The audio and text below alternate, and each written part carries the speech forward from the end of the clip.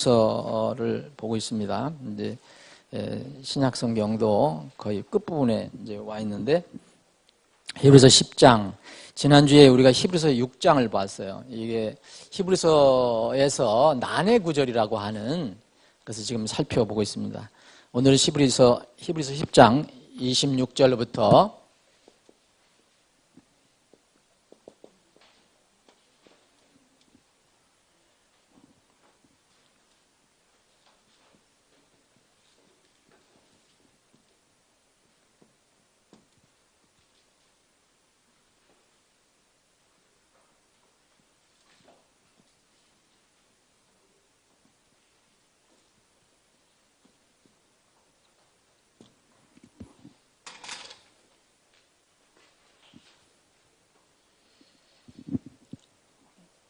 여러분들 지난주에 참석하신 분들은 히브리서 6장에 그 6장 4절부터 있었던 이제 뭔가를 이렇게 맛보고 뭐 이렇게 체험하고 이런 사람이 많이 나중에 떨어져 나가면은 다시는 회개할 수 있는 길이 없다. 이런 부분을 그래서 그 사람이 누구냐 이것을 이제 살펴봤는데 오늘 히브리서 10장 26절부터 29절은 같은 히브리서에 동일한 기자가 이것을 썼을 때 또 약간 이렇게 방향을 좀 다른 방향으로 해서 기록한 게 있습니다. 근데 유사한 내용입니다. 제가 한번 읽어보겠습니다. 히브리서 10장 26절 우리가 진리에 관한 지식을 받은 뒤에 정확하게 한다면 이게 그 진리입니다. 그 진리. 지식을 받은 뒤에 고의로 죄를 지으면 다시는 죄들로 인한 희생물이 남아있지 아니하고 대적들을 삼킬 불같은 경노와 심판에 대하여 두렵게 기다린 일만 남아있느니라. 모세의 율법을 멸시한 자도 두세 증인으로 인해 긍휼을 얻지 못하고 죽었거늘 하물며 하나님의 아들을 발로 밟고 자기를 거룩히 구별한 언약의 피를 거룩하지 아니한 것으로 여기며 은혜의 영께 무례히 행한 자가 당연히 받을 형벌은 얼마나 더 극심하겠느냐 너희는 생각해 보라. 이런 말씀이 있습니다. 자, 이 말씀을 가지고 어떤 사람은 이것을 읽어보니까 구원의 안전이라고 얘기하는 것은 주장할 수 없다. 한번 구원받으면은 그것은 이렇게 보장이 된다고 얘기할 수가 없다. 이 말씀을 읽어보면 이제 믿는 사람도 부단히 성결한 삶, 성결을 추구해서 해야만 그래서 성화의 단계에 이를 때 비로소 구원의 안전이 보장이 된다라고 주장하는 사람들이 있습니다. 또 다른 주장도 있는데 그래서 이 부분을 한번 살펴보기를 원합니다. 지난주에 공부한 히브리서 6장에 있는 내용과 여러분들 참조하시면 연결해서 생각해 보시면 도움이 될 겁니다. 지난주에 공부한 거 6장입니다. 거기도 과연 그 사람이 어떤 사람이었느냐. 이것도 우선 오늘은 두 가지 방향으로만 접근을 해보겠습니다. 첫 번째로 이렇게 길게 이렇게 우리가 그 소론 말씀 안 드리고요. 결론적으로 얘기하면 첫 번째 여기서 말하는 사람, 이 히브리 기자가 말하는 사람은 과연 누구냐? 첫 번째는 이 사람은 진정으로 거듭나지 않은 사람이다. 진정으로 거듭나지 않은 사람이다. 곧 어떤 그 형식, 유대교든 기독교든 어떤 형식은 가지고 있지만 실제로 그 마음에 생명이 없는 사람이다. 겉으로는 고백하지만 실제로는 하나님의 자녀가 아니다라고 해석하는 그런 방법입니다. 그래서 이 방법으로 한번 정리를 한번 해보겠습니다. 여기 고의로 짓는 죄가 나옵니다. 고의로 짓는 죄. 26절에 보면 우리가 그 진리에 관한 지식을 받은 뒤에 고의로 죄를 지으면 다시는 죄들로 인한 희생물이 남아있었다. 그래서 이거는 willfully라고 그랬어요. 이거는 죄를 짓는데 고의로 짓는다는 건 뭐냐면 다 알고 의지적으로 짓는 거예요. 모르는 게 아니고요. 실수하는 게 아니고 다 자기가 알고 있는 거예요. 그것을 짓는다는 거예요. 이런 사람들에게는 희생물이 남아있지 않다. 그럼 여기서 고의로 짓는 죄가 무엇일까? 여기서 히브리 기자가 얘기하는 고의로 짓는 죄가 무엇일까? 성경학자들마다 접근하는 그런 방향이 조금 다르지만 이것만은 다 동의합니다. 뭐냐? 이 죄는 이렇게 우리가 가볍게 이렇게 일반적으로 얘기하는 그런 죄는 아니다. 여기에 그 의지적으로 짓는 그 사람의 어떤 고의로 짓는 죄는 어떤 특별한 죄를 여기서 가리키는 것처럼 보입니다. 어떤 특별한 죄. 성경에는 그렇게 죄는 뭐 특별한 죄, 뭐 일반적인 죄, 큰 죄, 작은 죄, 뭐 극심한 죄, 뭐 이런 게 없어요. 그렇지만 여기서 의지적으로 일부러 짓는 죄, 고의로 짓는 죄라고 한 이 죄는 무엇일까?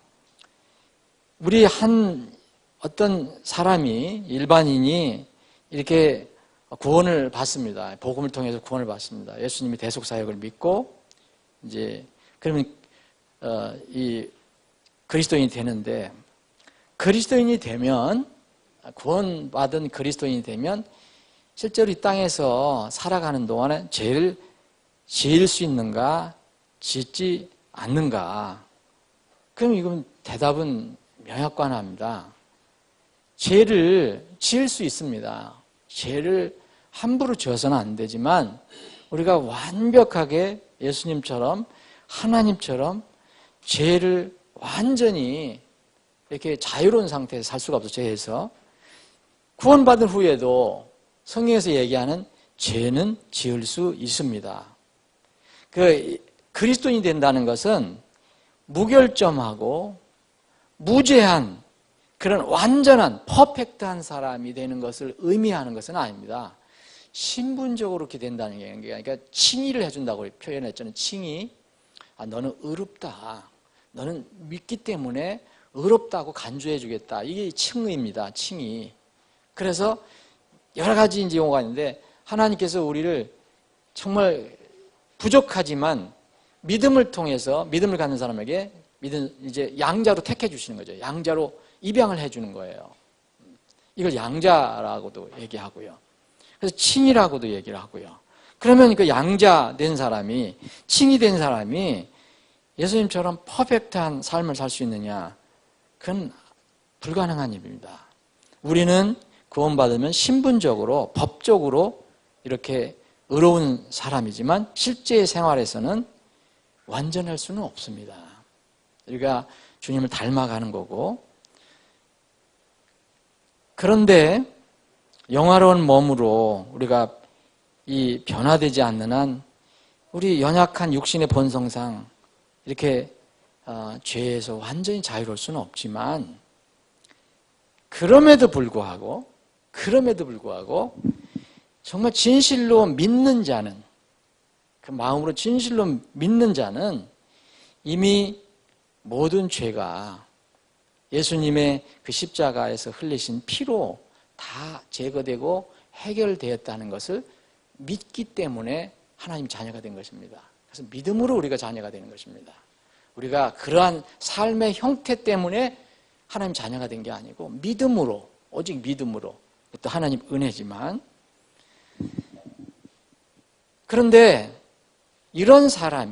만약 이런 사람이 우리가 죄에서 완전히 자유로울 수 없지만 이 그리스도인이 되었다는 이것을 가지고 이 은혜를 빙자해서 세상에서 죄를 쉽게 접한다거나 이렇게 합리화하거나 또는 죄 속에서 살아간다면 거기에는 퀘스천마크가 있다는 거예요. 물음표가 있다는 겁니다.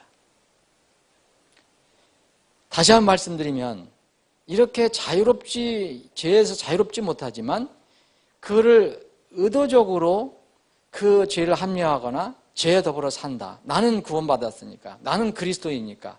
나는 하나님께서 한 번 이제 죄를 다 용서해 주셨으니까 그래서 그러한 태도로 산다면 과연 그 사람의 실제 영적인 상태는 어떤 것일까? 우리는 하나님이 아니기 때문에 그 사람의 그 영적인 상태를 100% 정확히 모릅니다. 늘 말씀드리지만 우리가 그리스도의 심판석 앞에 설 때는 압니다. 나팔 소리 날 때는 압니다. 그런데 주님께서 우리에게 또 가르쳐 주신 그 이 땅에서 살면서 너희들 부족하고 연약하지만 이제 이러한 것을 가지고 너희들이 분별하며 살라 했던 것은 이제 바로 그 열매론입니다. 열매론과 나무론. 나무를 보고 그 사람, 어떤 사람을 잘 분별하라라는 말씀을 우리에게 주셨습니다.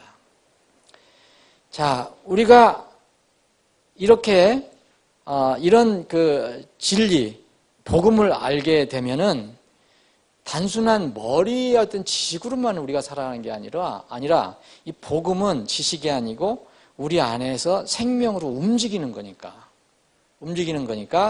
이제 어떤 상황에 있어도 이제 그 주님을 닮아가려고 하는, 작든 크든 주님을 따라가려고 하는 그런 것이 다 있습니다. 구원받은 사람들은.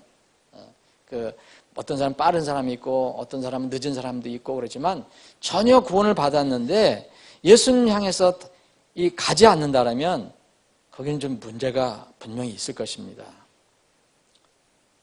우리가 믿는 것은 누가 믿어서 나에게 그게 믿음의 어떤 그 효력이 생기는 게 아니고 다 각자가 개인적으로 믿어서 우리에게 그 믿음의 결과가 생깁니다.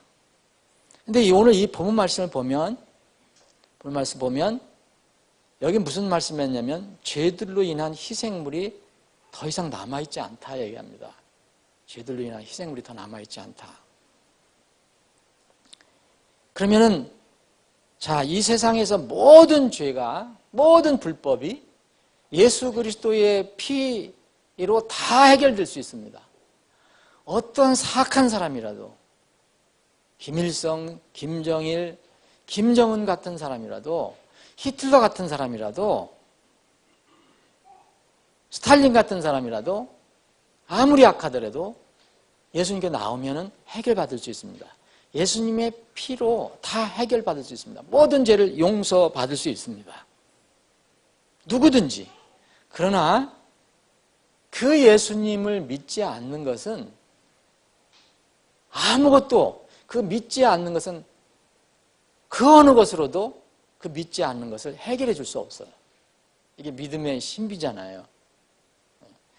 이 세상의 모든 불신, 모든 죄, 모든 불이 다 해결받을 수 있는데 예수님을 믿지 않는 그런 것은 다른 해결 방법이 없어요. 오늘은 그래서 다시는 죄들로 인한 희생물이 남아있지 않다 그랬어요. 하나님의 아들을 발로 밟았다. 자기를 거룩히 구별한 언약의 피를 거룩하지 아니한 것으로 여겼다. 그래서 은혜의 영께 무례히 행했다. 은혜의 영이라는 것은 하나님의 영이잖아요. 그래서 여기 특별히 은혜라고 한 얘기는 하나님의 영이라고 하지 않고 은혜라는 것은 은혜로 우리가 다 받잖아요. 믿음도 그렇고 뭐도 다 은혜로 주님께 나가는 거잖아요. 우리 행위로 나가는 게 아니잖아요. 근데 무례히 행했다. 이 사람을 이렇게 얘기합니다. 근데 이런 사람은 다시는 살 길이 없다는 거예요. 다른 방법이 없어요. 우리 성경의 진리상으로는. 다시 정리해보면 예수님께서 세상 죄를 위해서, 여러분들과 저의 죄를 위해서 십자가에서 피 흘려 돌아가셨습니다. 3일 만에 부활하셨습니다. 그런데 이러한 예수 그리스도께서, 하나님 아들인 예수 그리스도께서 그 아버지 하나님께 드리신 이 세상 죄를 위한 희생 제물, 이것을 믿지 않는 불신앙이 있다면 이것을 대신할 희생 제물은 아무것도 없다는 거예요. 왜냐하면 하나님께서 정하신 것이 있잖아요. 이 세상 모든 불의와 죄를 해결해 줄 수 있는 어떤 희생물이 있는데 그것은 예수 그리스도의 피와 죽음이에요. 그거 외에는 없거든요.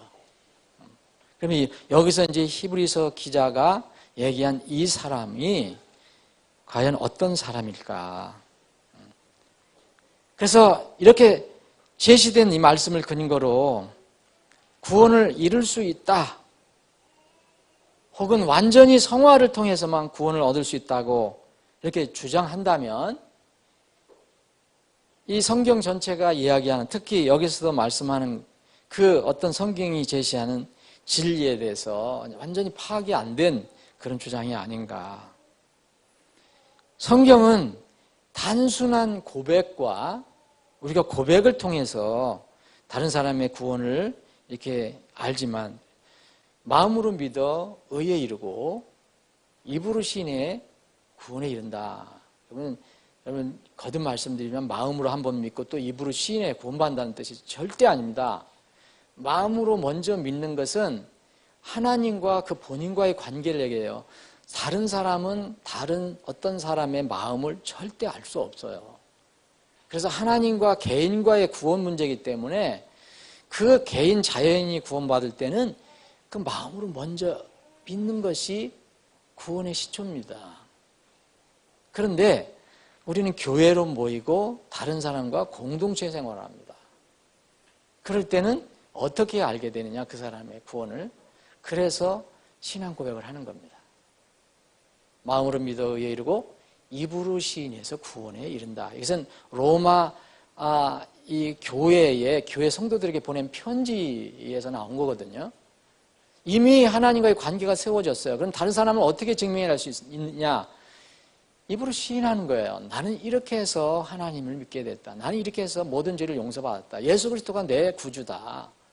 이렇게 입으로 시인할 때 다른 사람이 볼 때 저 형제, 저 자매는 구원받은 우리 가족이구나라고 이렇게 이해할 수 있는 겁니다.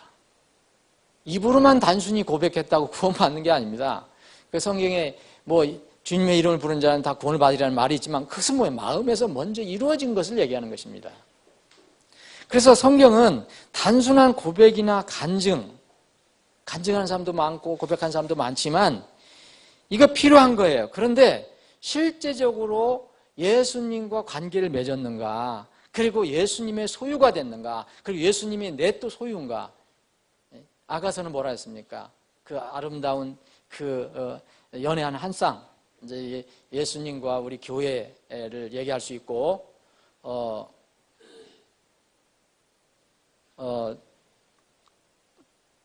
어떤 사랑하는 사람, 이렇게 두 사람의 관계를 얘기할 수 있지만 이 두 사람은 뭐라 합니까? 그 사랑하는 사람이 이 상대방이 내 소유라고 그러고 나도 그의 소유라고 얘기합니다. 이게 바로 예수님과의 관계거든요. 예수님 그랬잖아요. 내가 내 안에 있고 내가 내 안에 있다. 우리 안에 성전을 삼으시고 나를 소유물로 삼으신다는 거예요. 그래서 입으로 고백하고 간증하는 것과 실제 소유하는 것과 그리고 연합하는 것은 다른 겁니다. 소유하고 연합해서 나오는 고백과 간증은 좋은 것이지만 소유와 연합과 분리된 고백이나 간증은 생명이 없는 거라고 보는 거죠. 그래서 예수님을 믿는다는 것은 고백으로 끝나는 것이 아니라 그 내가 고백하는 그 주가 나의 실제 삶의 주가 되셔야 하는 겁니다. 주. 그래서 우리가 생명을 얻을 때는 우리가 단순히 입으로 고백하는 생긴 게 아니라 우리의 믿음을 통해서 그분이 우리 안에 들어와 계실 때, 들어오실 때, 성령께서 오실 때 그때 생명이 우리 안에서 일어나는 겁니다. 그래서 어느 한 사람에게 예수 그리스도가 완전히 배타적인 구원자가 되시지 않으면 안 됩니다. 이게 무슨 얘기냐? 배타적인 구원자. 예수님도 되고 뭐 다른 것도 되고 뭐 여기다 내 행위도 들어가야 되고 뭐 다른 이런 것은 안 되는 거예요. 완전 배타적인 구원자가 되셔야 돼요. 예수님의 피를 생각한다면 예수님의 피만 우리의 죄를 용서하실 수 있다. 그 예수님 피만 온전하고 배타적인 구원의 기초가 되어야 됩니다. 다른 거 더해서는 안 됩니다. 만약 이것을 믿지 않는다면 그 사람은 구원이라고 볼 수가 없습니다. 예수님은 절대, 하나님은 절대 다른 어떤 것, 다른 사람이든 사물이든 그것들과 영광을 나누시지 않습니다. 그래서 예수님이 유일한 구원자예요. 예수님은 길이요 할 때 그 길이요, the way, 그 길 딱 하나를 얘기하는 겁니다. 길이요, 진리요, 진리할 때도 the truth, 딱 진리, 그분 하나예요. way도 마찬가지고 길도 마찬가지고 생명도 마찬가지고 유일한 구원자가 되셔야 합니다. 근데 유일한 구원자가 되지 않고 뭔가 거기에 묘하게 더해진다면 그거는 구원이라고 볼 수가 없습니다. 그래서 진정한 구원은 예수 그리스도, 오직 예수 그리스도를 믿는 믿음, 그분의 희생을 믿는 믿음으로만 이루어지고 그 구원은 이제 바로 살아있는 구원, 생명의 구원이기 때문에 여기에 보면 32절에 보면 조금만 뭐 이렇게 해서 어려운 일이 생기거나 변화가 일어나거나 조건이 생길 때 그냥 그렇게 흐물거리거나 없어지거나 약해지거나 이런 것이 구원이 아닙니다.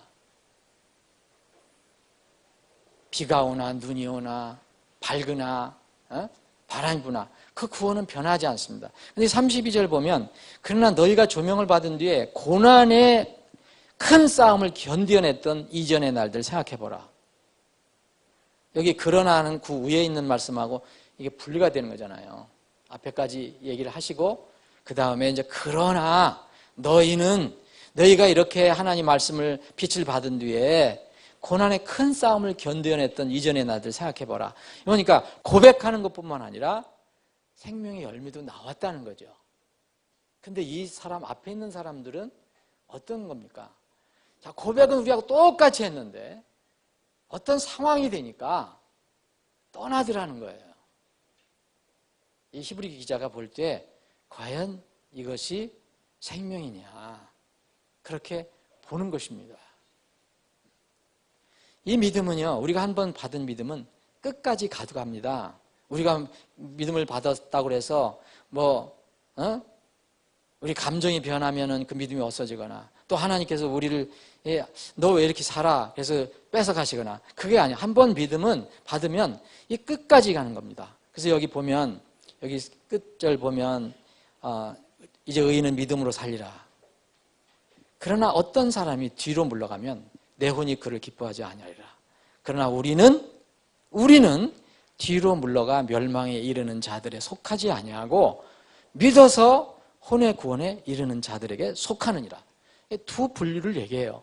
한 부류는 멸망에 이르는 자, 한 부류는 끝까지 구원에 이르는 자라고 얘기합니다. 그래서 이렇게 이제 우리가 정리한 것처럼 이렇게 해석하는 그런 방법은 이 히브리 기자가 얘기하는 어떤 사람이 참 어렵다 얘기하는 이 대상, 이 사람이 누구냐? 구원 받은 것 같았지만 아닌 사람을 이야기한다. 구원에 관한 진리는 받고 맛보기도 하고 또 같이 움직이기도 했지만 결국은 하나님께서 보실 때에 생명이 없는 명목상의 신자를 가리키는 것이다. 이런 사람의 이렇게 대표적인 사람이 가룟 유다죠. 가룟 유다. 이게 첫 번째 해석 방법입니다. 두 번째는 이 첫 번째 해석 방법하고 좀 약간 이렇게 다르게 이 사람을 이제 구원받은 사람으로 일단 이렇게 보는 겁니다. 구원받은 사람으로. 여기 이제 보면은 이 그렇게 주장하는 가장 큰 이유가 하나 뭐냐면 우리라는 말로 이렇게 시작을 했기 때문에 그렇다 이렇게 이야기합니다. 여기에 보면 22절에는 우리 마음 했잖아요. 그래서 26절에도 우리가 그래서 우리라는 것은 이 히브리서 기자를 포함해서 이 편지를 받는 사람들을 포함하는 거 아니냐. 그러니까 이런 사람, 이것을 근거로 해보면 이 편지는 바로 이제 구원을 받은 사람이다. 그러나 구원을 받았지만 너무너무 신앙이 엉망인 사람이다 라고 이렇게 해석하는 그런 방법입니다. 그러니까 우리가 여기에 이 진리에 관한 지식을 받은 뒤에 이렇게 이제 난해 구절이 시작됐는데 이렇게 시작되었기 때문에 이제 은혜로 구원을 받았지만 이 사람들은 그리스도의 심판석에 설 때 엄청나게 무서운 심판을 받아야 한다. 이렇게 해석하는 그런 방법입니다. 근데 이제 이렇게 해석하는 방법이 우리라고 한 것을 보면 그렇게 생각할 수도 있지만 고의로 계속해서 죄를 지으면서 더 이상 희생제물이 남아있지 않다는 것과 그리고 이 사람들의 태도가 29절에 보면 29절 태도가 너무 이렇게 어울리지 않는다. 하나님의 아들을 발로 밟았다. 하나님의 아들은 누구죠? 예수 그리스도입니다.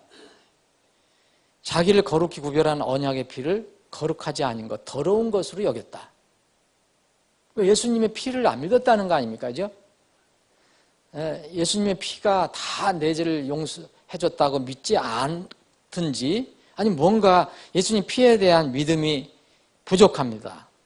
그리고 은혜의 영, 하나님께 굉장히 무례하게 행했다. 라고 한 이런 구절이 바로 구원받은 사람, 아무리 이상하게 살더라도 구원받은 사람에게 해당이 될 수 있는 말이냐.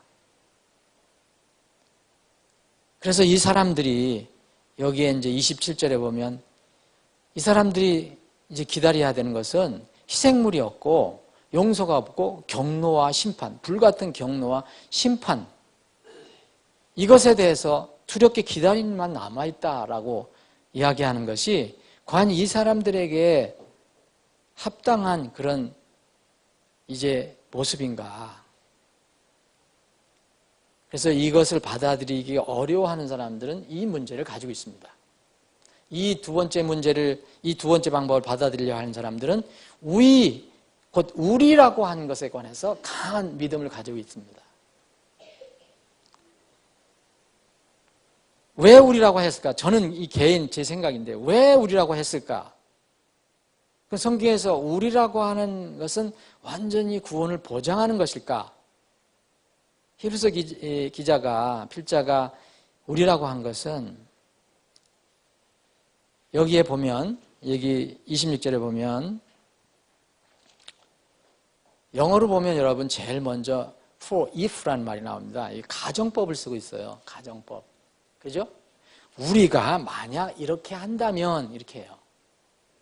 우리가 진리를 받은 뒤에 고의로 죄를 지었지만 그리고 뭐 희생물이 남아있지 않지만 이렇게 얘기한 게 아니라 우리가 그렇게 고의로 죄를 지은다면 그렇게 얘기하거든요. 그래서 이걸 보면 가정법을 사용한 것을 보면 굳이 우리라는 것을 왜 구원받은 사람들에게 적용할 필요가 있느냐.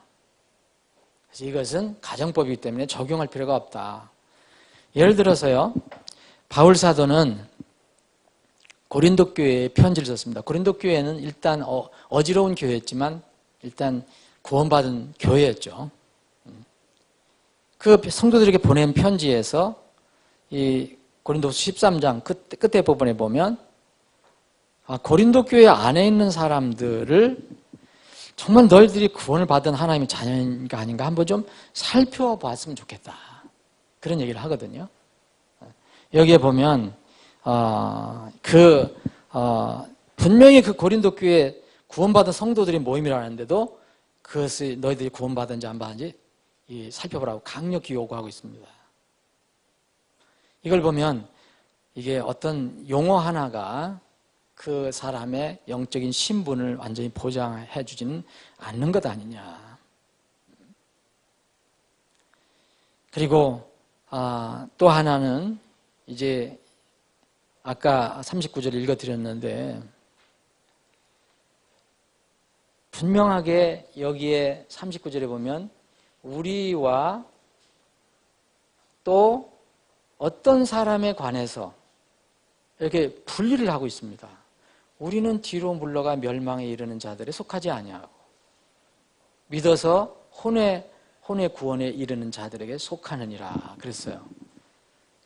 그러면 진정으로 이 히브리서 필자가 얘기하는 우리는, 여기서 말하는 우리는 정말 하나님의 자녀만을 얘기하는 거 아니냐. 뒤로 물러가 멸망에 이르는 자들은 그런 것 가지고 있는 것 같았지만 하나님께서 보실 때 이렇게 더 이상 예수 그리스도를 유일한 구주, 그분의 피만 믿는 그런 믿음이 없기 때문에 다시 세상으로 돌아갔든지 유대교의 그 율법으로 돌아갔든지 오직 예수님만 믿어야 된다고 그랬는데 다시 자기들이 믿던 옛날 종교로 돌아갔든지 하면 더 이상 희생물이 없다. 그래서 그 사람들은 뒤로 물러가서 멸망에 이르는 자들 아니냐. 여러분들이 스스로 잘 한번 생각해 보십시오. 그런데 이것이 맞느냐 저것이 맞느냐 저는 그게 중요한 게 아니고요. 이 편지를 왜 주셨느냐가 중요합니다. 이 편지를. 만약 여러분들이 첫째 번 그 해석법을 따른다면, 첫째 번 해석을 따른다면 절대로 우리 영혼에 대해서 가볍게 생각해서는 안 된다는 거예요. 여러분, 예수 그리스도를 믿고 구원받는 거지만 이 세상에 예수 믿는다고 하는 사람들이 삶에 변화가 없는 사람이 얼마나 많습니까? 그렇게 해서는 안 된다는 거죠. 너희들 삶을 한번 살펴봐라. 정말 내 안에 예수 그리스도가 있는가? 이런 사람들은 이렇게 정말로 진리에 관한 지식을 받지 않았냐? 고린도후서 6장 지난번에 볼 때는 히브리서 6장에 보면 모든 것을 다 체험하고 권능도 체험하고 맛도 보고 뭐 참여도 하고 성령이 참 이런 사람이었는데 아닌 것으로 드러나지 않냐. 그래서 여러분들이 어떻게 해석하든지 만약 이 부분, 이 사람들은 구원받지 않은 사람인 것처럼 보인다 할 때는 여러분들 그것을 미루지 마시고 그걸 여기 성경을 읽는 사람에게 적용해야 됩니다. 내 구원을 점검해야 합니다. 정말 이 구원이 얼마나 소중한 것인가. 그래서 히브리서 기자는 이 앞에 부분에 뭐라 했습니까? 그 소중한 구원을 함부로 가볍게 여기면 피할 길이 없다.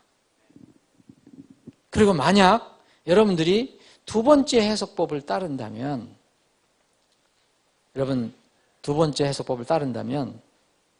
뭘 준비해야 됩니까? 구원받은 사람이라도 이렇게 무서운 심판을 받는다는 것은 그리스도의 심판석이에요. 그런데 우리가 구원받았다는 것만 가지고 정말 이 세상을 살아갈 것이냐. 정말 더욱더 순종하고 두려움과 떨림으로 우리에게 주신 구원을 잘 드러내고 그것을 활용해야 될 거 아니냐.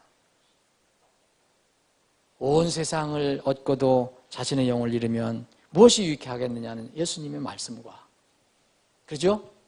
그 앞에 부분의 해석 방법은 그것을 정의하면 될 것이고 뒤에 부분은 두 번째 방법으로 한다면 여러분들 그리스도의 심판석을 가볍게 보지 말라는 거예요.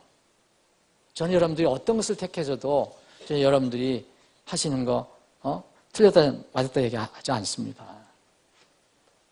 저는 앞에 부분을 더 성경적일 것 같지만 그게 왜 그것을 가르쳐 주시려고 하신 것일까? 그것보다는 이 편지를 받는 사람, 곧 우리들이 이 세상을 살아갈 때 주님 만나기 전에 어떻게 해야 될 것인가? 구원을 확실히 하고 그 받은 구원을 정말 하나님 영광을 해서 써라. 그런 뜻을 좀 받아들입니다. 아버지 하나님, 오늘도 모여서 함께 공부할 수 있는 기회를 허락해 주심을 감사합니다. 말씀이 우리의 삶을 통제하고 인도하고 우리의 삶을 주장하게 하여 주시길 원합니다. 오늘도 하루 종일 이 말씀을 생각하며 말씀의 인도하심을 받기를 원합니다. 구원의 기쁨과 감격으로 주님을 섬기며 경배하는 기쁜 하루가 되기를 원합니다. 모든 순서를 주님의 손에 의탁하오며 거룩하신 예수님의 이름으로 기도합니다. 아멘.